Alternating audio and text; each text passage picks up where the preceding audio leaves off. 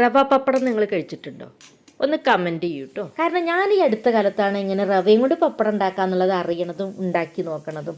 ഉണ്ടാക്കി നോക്കിയപ്പോൾ നല്ല ടേസ്റ്റ്, നല്ല ക്രിസ്പി ആയിട്ടുള്ള പപ്പടമാണ്.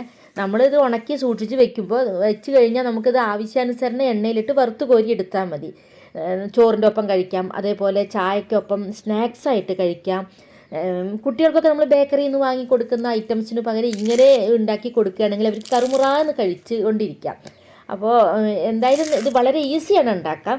നിങ്ങൾ എങ്ങനെ ഉണ്ടാക്കണം, ഈ റവ പപ്പടം എങ്ങനെ ഉണ്ടാക്കണമെന്നൊന്ന് വീഡിയോ കണ്ടു നോക്കൂ.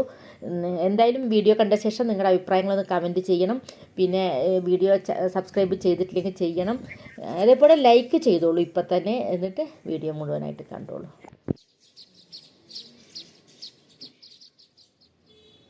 ഞാനിതാ ഇവിടെ കുറച്ച് സാധനങ്ങൾ എടുത്തു വെച്ചിട്ടുണ്ട്. ഇത് കുറച്ച് എള്ളാണ്, എള്ള് കഴുകിയതാണ്, അതിൻ്റെ നനവ് കാരണമാണ് ഇങ്ങനെ ഇരിക്കുന്നത്. പിന്നെ കുറച്ച് ചതച്ച മുളക്, ഇത് വളരെ കുറച്ച് മുളകേ ഞാൻ എടുത്തുള്ളൂ, കാരണം ഇത് കുട്ടികൾക്ക് വേണ്ടിയിട്ടാണ് ഞാൻ ഈ പപ്പടം ഉണ്ടാക്കണത്. അപ്പോൾ എരിവ് കൂടിപ്പോണ്ടെന്ന് വിചാരിച്ചിട്ട് വളരെ കുറച്ച് മുളകേ എടുത്തിട്ടുള്ളൂ. നിങ്ങൾക്ക് എരിവൊക്കെ വേണമെങ്കിൽ അതിനനുസരിച്ച് ചതച്ച മുളക് കുറച്ച് കൂടുതൽ എടുക്കാം, അല്ലെങ്കിൽ പച്ചമുളക് അരച്ച് ചേർത്താലും മതി. പിന്നെ കുറച്ച് ജീരകം, പിന്നെ കുറച്ച് ഉപ്പ്, ഒരു 1/2 ടീസ്പൂൺ ഉപ്പ് മാത്രമേ എടുത്തിട്ടുള്ളൂ. ഇനി ഞാനൊരു ബൗളിൽ 7 ഗ്ലാസ് വെള്ളം വെച്ചിട്ടുണ്ട്. അതിൽ ഈ ഒരു എടുത്തു വെച്ചിട്ടുള്ള സാധനങ്ങളുണ്ടല്ലോ, ജീരകം, ചതച്ചമുളക്, എള്ള, ഉപ്പ്, ഇതെല്ലാം ഇതിലേക്ക് ഇടുകയാണ്. ഉപ്പിൻ്റെ അളവ് ഒരു കൂടി പോവരുതേ. ഉപ്പ് 1/2 ടീസ്പൂൺ തികച്ച് വേണ്ട, അതിലും കുറച്ച് താഴെ മാത്രം എടുത്താൽ മതി. കാരണം നമ്മൾ ഈ പപ്പടം ഉണ്ടാക്കിയിട്ട് ഉണക്കി കഴിയുമ്പോൾ വെള്ളമൊക്കെ വലിഞ്ഞു കഴിയുമ്പോൾ ഉപ്പിൻ്റെ അളവ് കൂടി പോകും അല്ലെങ്കിൽ. അപ്പോൾ ഞാനിപ്പോൾ ഒരു ഗ്ലാസ് റവ കൊണ്ടാണ് ഇത് ഉണ്ടാക്കുന്നത്. അതിലേക്ക് 1/2 ടീസ്പൂണിൽ താഴെ മാത്രം ഉപ്പേ ഇതിലേക്ക് ചേർത്തിട്ടുള്ളൂ. ഇനി നന്നായിട്ടൊന്ന് മിക്സ് ചെയ്ത ശേഷം ഇതിൽ ഞാൻ കുറച്ച് കായം കുതിർത്താൻ വെച്ചിരുന്നു, ആ കുതിർത്തിയ വെള്ളം കൂടെ ഇതിലേക്ക് ഒഴിക്കുന്നുണ്ട്. ഇനി സ്റ്റൗവ് കത്തിച്ചിട്ട് ഇതൊന്ന് നന്നായിട്ട് തിളപ്പിച്ചെടുക്കണം. അങ്ങനെ ഇത് ഒന്ന് തിളച്ച് വന്ന ശേഷം എടുത്തു വെച്ചിട്ടുള്ള 1 ഗ്ലാസ് റവ ഇതിലേക്ക് ഇടുകയാണ്. ഞാൻ ഈ കപ്പിലാണ് കേട്ടോ അളന്നിട്ടുള്ളത്, നമ്മളെ സാധാ കപ്പാണ്. ഏതിലളന്നാലും കുഴപ്പമില്ല, വെള്ളത്തിൻ്റെ അളവ് കമ്മിയാവരുത്, കുറച്ച് കൂടിയാലും കുഴപ്പമില്ല. അടുപ്പത്ത് വെച്ചിട്ട് നമുക്കത് നന്നായിട്ട് തിളപ്പിച്ച് വറ്റിച്ചെടുക്കാവുന്നേ ഉള്ളൂ. കൂടിക്കഴിഞ്ഞാൽ പിന്നെ തിളച്ച വെള്ളം മാത്രം ചേർത്തിട്ട് വേണം നമ്മൾ ഈ റവ കുറുക്കിയെടുക്കാൻ, അല്ലെങ്കിൽ ചിലപ്പോൾ അത് കട്ടയായി പോവും, വേവാതെ വരാനും പാടില്ല. നന്നായിട്ട് വെന്ത് കിട്ടണം റവ, അതുകൊണ്ട് വെള്ളം അത്യാവശ്യം നന്നായിട്ട് തന്നെ ചേർത്തോളൂ. അപ്പോൾ ഞാനിതിലൊരു 7 കപ്പ് വെള്ളം ചേർത്തിട്ടുണ്ട് 1 കപ്പ് റവയ്ക്ക്. ഇനി നന്നായിട്ടൊന്ന് ഇളക്കി വേവിച്ചെടുക്കും.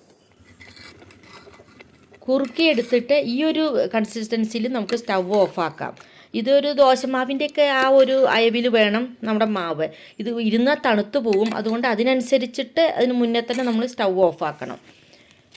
ഇനി നമുക്ക് വേണ്ടത് ഒരു പ്ലാസ്റ്റിക് ഷീറ്റാണ്. പ്ലാസ്റ്റിക് ഷീറ്റ് അല്ലെങ്കിൽ ഇലയിൽ പരത്തിയാലും മതി.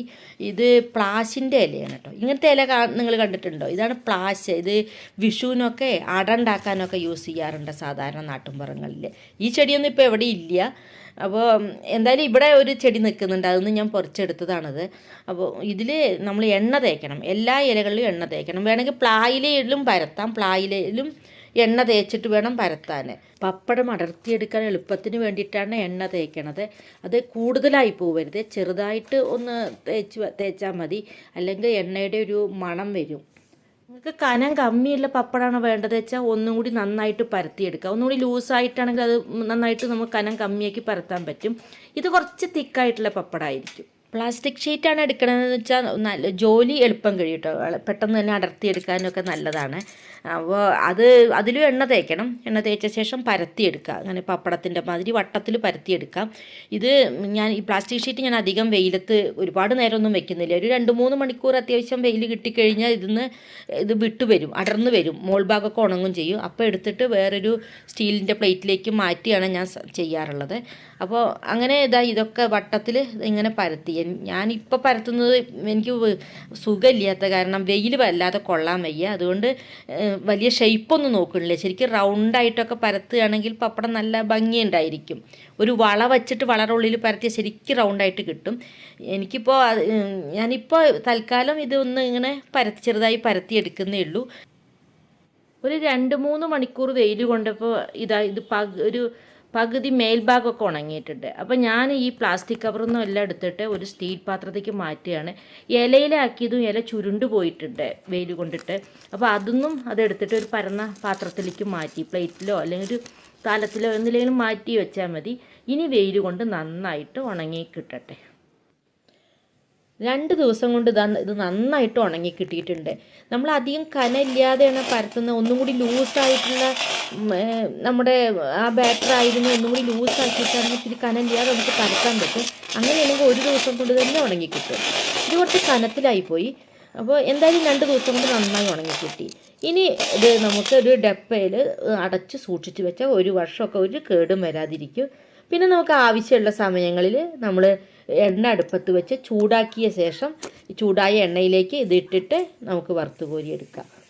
അപ്പോൾ അങ്ങനെ ഇതാ എണ്ണയിലിട്ടിട്ട് ഞാൻ വറുത്ത് കോരി എടുത്തിട്ടുണ്ട്. നല്ല ക്രിസ്പിയാണ്, നല്ല ടേസ്റ്റ് ഉണ്ട് കഴിക്കാൻ. അപ്പോൾ എല്ലാവരും ഒന്ന് ട്രൈ ചെയ്ത് നോക്കൂ. റവ ഇപ്പോൾ എല്ലാവരുടെ വീട്ടിലും കാണുമല്ലോ.